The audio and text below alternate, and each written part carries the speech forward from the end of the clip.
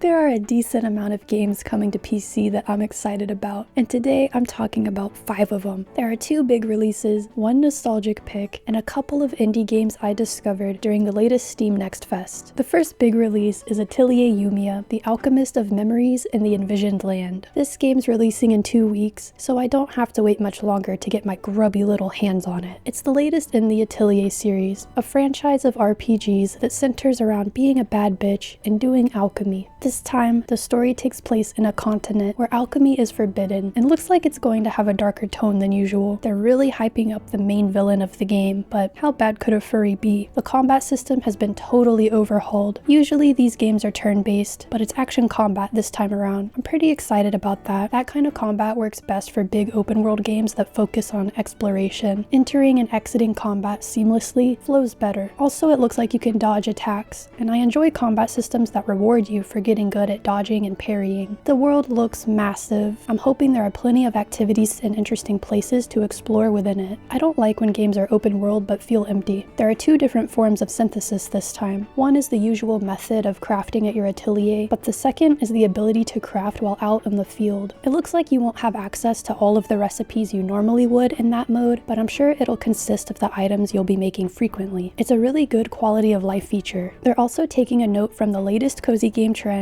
and adding a housing system where you can build up bases around the world. It looks pretty in-depth. You build it from the ground up, and there's also the ability to decorate the inside. I'm more of a decorating girly over a building one, so I hope the building system is simple enough to use. It sounds like they're experimenting a lot with the series in this game, so fans of the usual formula may be let down by this title. Personally, I welcome the innovation, and I'm excited to see how it plays out. The second big release is Rune Factory: Guardians of Azuma. It's not the first spin-off title in the Rune Factory series, but it will be the first that I play, so I have no idea what to expect. This one's aesthetic is heavily inspired by Japan. All I know about it is that you have amnesia like in all the other Rune Factory games, and you're something called an Earth Dancer. It's up to you to purify the land and rebuild entire villages. The building feature also looks like it has a management sim aspect to it. While there is farming, it doesn't look like it's a huge focus of the game. Graphically, it looks so much better than any other Rune Factory I've played. I'll definitely be getting the PC version. In the clip I saw of combat, I noticed that you can have a party of 4 now, which puts it in line with other RPGs. In the other Rune Factory games I've played, you could only invite 1 character to come explore with you. There's 16 romanceable characters, and they went so much harder on the girl designs than the ones for the boys. 2 of the 16 are only romanceable through the Seasons of Love DLC though, so that's a bummer. Also, it looks like Hina from Rune Factory 5 is in this game. I'm still salty I couldn't romance her hot mom. What's cool is that you can romance the main character you don't choose to play as.